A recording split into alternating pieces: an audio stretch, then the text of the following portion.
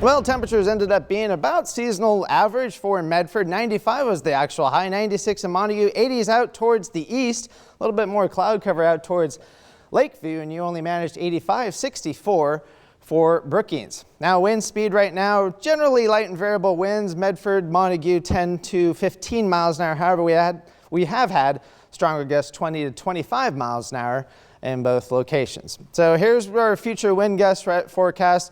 What we're anticipating for tomorrow is the wind to actually switch from the southeast towards the northwest. That will actually help with some of the smoke that's been down to the south to move into the Rogue Valley. So we'll have a little bit more in the way of haze for tomorrow, and then the wind will shift back around again once we get through Monday. So it's just a circling effect where it kind of seems to go in every which direction. The gustiest winds on Monday will actually end up being east of the Cascades.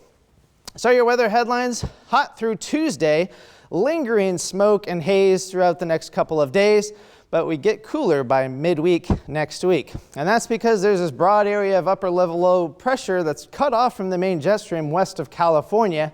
And this has actually been in a Rex block pattern for the last several days. And finally, there's something that's going to move this system, and that's this low that's north of Hawaii. This is actually extending out its foot, so to speak, and kind of kicking that low in our direction. So here's our smoke forecast again for later on today. Again, we'll see a little bit more in the way of increasing smoke as we go through the overnight hours. The wind starts to shift a little bit from the south and the east. Same kind of scenario for tomorrow. You can see most of the smoke is actually up towards the north in the Willamette Valley. And then we go through Monday afternoon, we'll have a bit more in the way of haze in the Rogue Valley.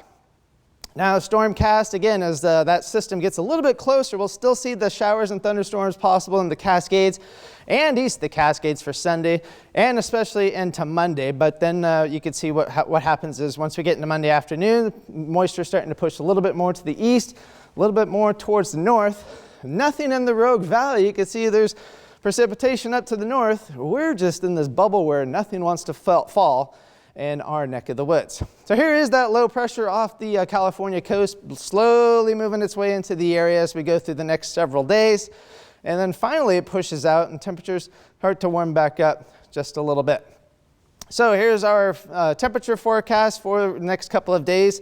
Again, 103 for tomorrow, stair-stepping, temperatures dropping a little bit as we go to Monday and Tuesday. Still pretty hot, but once we get to Wednesday, temperatures cooling below average, and 90 actually won't feel too bad at all. And then temperatures climbing back up closer to average as we get towards the end of the week. So here's your forecast for tonight: 64 for Medford, 53 for Brookings, and 58 for Crater Lake. Tomorrow we're looking at 103 for Medford, 101 in Grants Pass, 64 for Brookings, and 92 out towards Lakeview. Now here's your coastal forecast. Temperatures staying into the 60s for the next several days. Slight chance of showers Tuesday night for Brookings. Now as we go through Northern California, you can see that we have temperatures into the 90s for the next several days, cooling off by the time we get towards Wednesday of next week. And Klamath Basin, again, temperatures primarily into the mid to high 90s for the next couple days. Haze should ease a bit as we get to Tuesday and cooling off to around 90 by the middle of the week. For the mountains, we're looking at temperatures into the 90s, cooling off about 10 degrees, around 80 by Wednesday, and winds picking up a bit after that. For the Rogue Valley, hottest day will be tomorrow, and then we cool off quite a bit by the time we get to Wednesday.